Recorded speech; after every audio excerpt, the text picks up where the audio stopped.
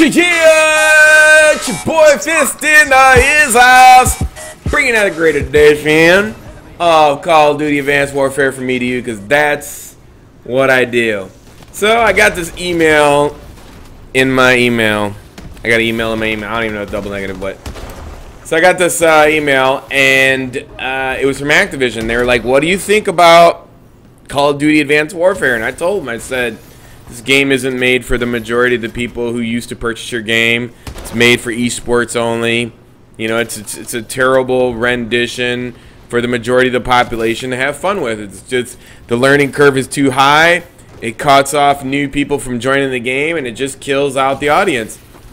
And so I try to find bright spots with this game, and using this Atlas 20mm cannon, arm cannon, or shoulder cannon, whatever you want to call it. You know, the way I look at it is, it's like this, you know, I enjoy it because it's different. You know, I don't want to use the bell. I don't want to use all the other weapons. I mean, as it stands right now, this game is like a mere shell of itself online with the new console, Xbox One. It's a pretty big ass shame that you go out of your way and you buy the new console, you get all hyped up, and it's a terrible gaming console, and just the new consoles in general just are bad. And I don't know when it's going to turn around or how long it's going to take before the price comes down and people can afford the price point. I don't know what the issue is, but people are not feeling the new consoles, or they just can't afford them. And so you get this, you know, you're getting choked out, and every Call of Duty that you buy on the new console, they're just not good. And the main fact is this. You know, I covered a lot of this on to the questionnaire to Activision, and it's a lot of things. You know, you spend 3 years making this game. You take 3 years to make this game, and yeah, it takes probably 3 years to figure out every little nuance about boosting and building maps that connect together. And you know, it's a huge task. But you can't take on a task and say, we're going to make the game different and add Exo Boost, and that's what it's going to be, and then all of a sudden just use the scripting from Black Ops 2 and have, you know, SBM, MM, or, you know, we're true skill matchmaking, and just chase away the Call of Duty fans. You know, you have to look at the example of Minecraft, which is having fun. And that's why I'm using this weapon. I mean, it's a total troll weapon. The snipers are ridiculous in this game, and the reason being they're ridiculous is because the script is completely borrowed from Black Ops 2. There is no flinching, and maybe because it's the exosuit, but it's ridiculous. I can sit around and run around with a shoulder cannon, take 3 or 4 bullets to my face, and still, without flinching, reeling backwards, or anything to my aim, and just pop you 1 bullet to the kneecap, and you're dead. That's it. It's over. There is no point of learning any other weapon in the game than this weapon right here. There just isn't. Because if you could get a one-shot kill and master this weapon, there's nobody that can beat you.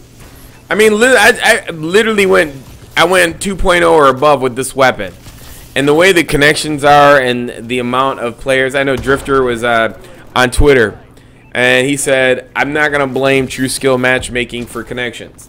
I said, okay, so what are you going to blame it on? And he says it's for the lack of players online.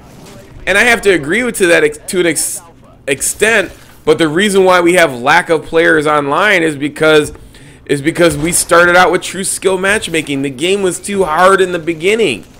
You have a couple days in which people are going to talk to each other, and they're going to hit social media, and they're going to say, either this is a no or a yes.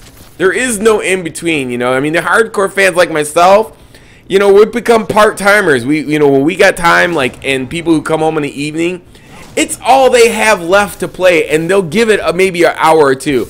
It isn't like it was before, where you play the game constantly, hours after hours, and there's no doubt in your mind that you're going to buy a DLC and buy everything on the game. Now there's no doubt in your mind you're not going to buy the DLC because you're a part-time player, because the game just isn't fun because of the fact that you borrowed the script from the Black Ops 2 game in the first place, which on day one, David Vonderhaar said in your Twitter, and you could go search it, that you know, they had true skill matchmaking, and he was like, okay, I'll take it off. I'm sorry, you know. I mean, the whole thing about this is this. Double negative. The whole thing is that David Vonderhaar and Eric Heisberg, or whatever his name, Eric Heisberg is like that guy. He is basically a drone or a Shirik or whatever you want to call it. Somebody who has the authority, who doesn't do any research, who makes somebody else do all their homework, makes them do all the work. They totally gave all the power to David Vonderhaar. And Mark Lima, I don't even know who he is. I don't know if that's his studio. He don't own that studio. David Vonderhaar runs that stuff over there. And the fact is that David Vonderhaar's pride got hurt. And it's not even his game to begin with. But he had this feeling like, okay, I'm taking over the Call of Duty franchise, and all people are doing on YouTube, boo-hoo-hoo, is making these 100-kill games and making my game the laughingstock of the industry. Well, excuse me for everybody having fun and talking about your game and posting videos and making it like the talk of the town. Now nobody even gives this game the light of day. Like, I'm wasting my time making this video because the game isn't fun anymore. The point of this thing is that you have to make Call of Duty to where everybody talks about it, plays it. Why do you think Minecraft is still viable on YouTube? Why do you think it's sold for $2.5 billion to Microsoft? Because none of you guys, none of you developers can get that through your head. Your pride gets in the way. You're like that fish guy on Twitter, whatever. You get a little pissy and you disappear and you cry about it and run away. Same thing that David Vonderhaar did. His pride got hurt. Then he got duped into this esports initiative, and Eric Heisberg, who does nothing over it as a CEO of Activision, just followed him right into the pit of dumminess. And this game is completely made for LAN sport, esport, 4v4. That's it. There is no consideration of, and you can tell this. And I don't want to hear this from Michael Condrey. Oh, we made it for the public. The kill streaks suck ass. It was like you don't even care, and you made the kill streaks, and they suck. Every Call of Duty up to that point, up to Black Ops 1, was fun and awesome, and you got tons of ass kicking going on.